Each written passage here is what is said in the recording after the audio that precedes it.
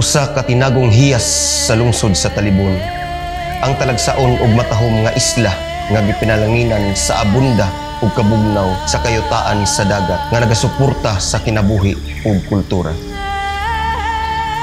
Pagpanagat ug pagpanginhas mao'y nag-unang tinubdan sa inadlaw-adlaw nga panginahanglan ug panginabuhi.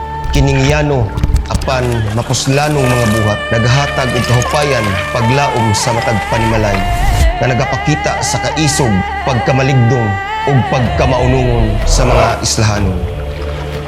Bisan pa man sa kaabunda nga gihatag sa dagat, aduna gihapoy ubang mga katawhan nga mipili sa sayon nga paagi sama sa ilegal nga paghahatag aron lang dali makuha og daghan nga mga isda.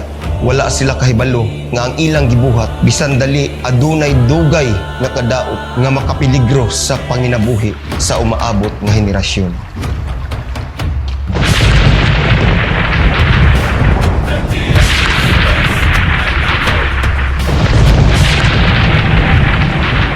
Nahigmata ang katawhan sa isla sa Kalituban nga ang ilang mga sayop sa nangagi sama sa illegal nga pagpangisda nakadaot pag-ayo sa kinaiyahan sa tibuok komunidad.